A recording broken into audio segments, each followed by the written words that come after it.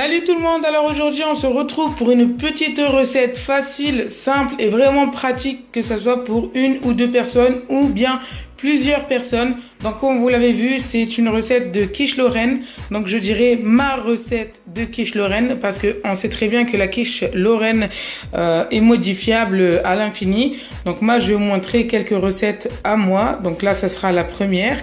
Et comme vous savez, le Ramadan arrive bientôt, donc Ramadan Mabrouk à tous les gens qui font le Ramadan, à tous les musulmans en l'occurrence. Donc pour ça, je vais vous faire aussi des petites recettes. Je vais continuer. Les recettes que j'ai fait sur ma chaîne YouTube ont bien marché. Beaucoup de gens m'ont encouragé à en faire plus. Donc je vais vous en faire de temps en temps. Donc voilà. Donc pour cette recette, on a besoin de fromage râpé. Donc à chaque fois, c'est des petites quantités. Je ne vais pas prendre tout le sachet. Des olives dénoyautées. Un petit pot de petits pois fins. Ensuite, des champignons déjà coupés. De la crème légère, donc soit épaisse ou soit liquide. Je ne vais pas tout mettre tout le pot aussi. Donc là, je vous montre vraiment les grandes quantités. Ensuite, il nous faut 4 œufs, du sel, du poivre et du coriandre. Ensuite, il nous faut une pâte feuilletée. Donc la pâte feuilletée, vous pouvez la faire, une pâte brisée, pardon. Vous pouvez la faire vous-même. Sinon, pour aller plus rapidement, moi je vais pas m'embêter. Je l'achète déjà faite. Donc voilà.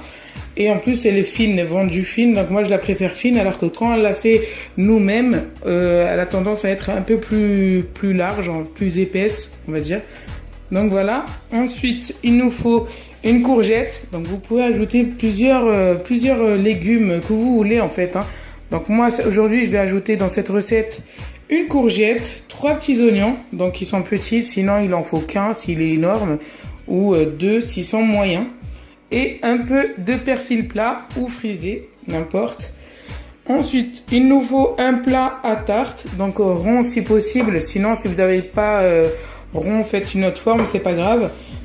Un fouet, un couteau pour éplucher et parce que je n'épluche pas avec un économe, et pour couper les légumes en rondelles, tout ça.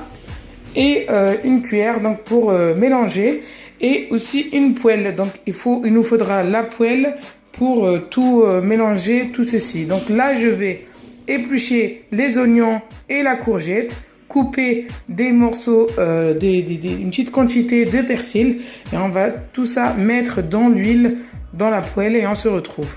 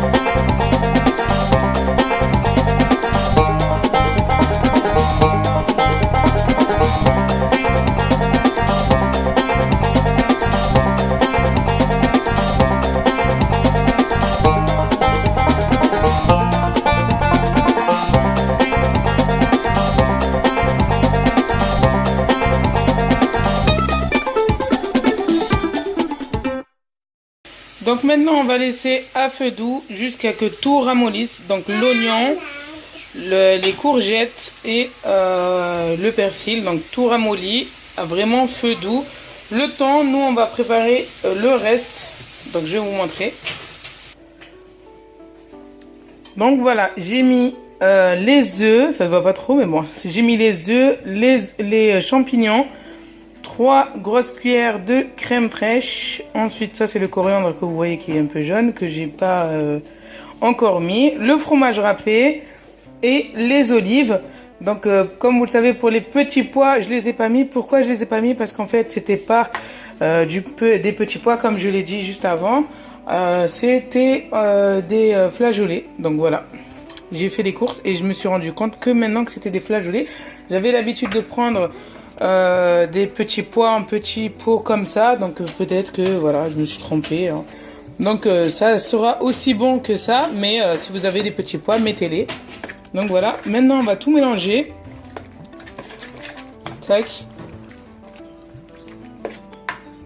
On va tout mélanger et ensuite on va ajouter notre mélange qui est là, que j'ai mis à refroidir.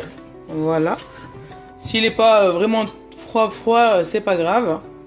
Donc voilà, on va l'ajouter.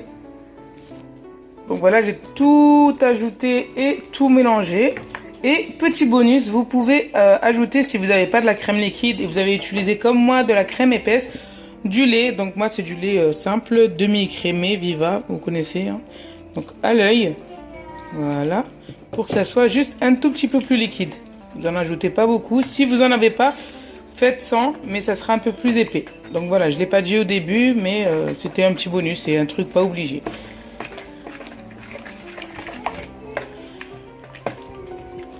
Donc voilà, là vous essayez de goûter pour savoir si c'est assez salé. Si vous n'aimez pas goûter dans le jaune cru, un peu comme moi, vous savez déjà si vous avez mis assez ou pas.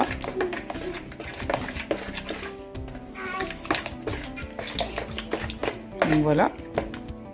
Voilà. Maintenant, on va ouvrir notre pâte feuilletée et on va l'installer dans le plat à four. Donc voilà, hop, c'est fait. Donc maintenant, on va tout verser dedans et on se retrouve. Hein. Donc voilà, tout est mis, tout est fait. Elle est vraiment, elle a l'air vraiment très bonne. Donc maintenant, on va enfourner dans le four que j'ai déjà mis à chauffer. Donc voilà, je l'ai déjà mis à chauffer en haut et en bas. On va essayer de la mettre 20-25 minutes et je vous dirai de toute façon à l'écrit à la fin quand on va se retrouver pour le temps exact que j'ai mis et la température exacte. À tout de suite.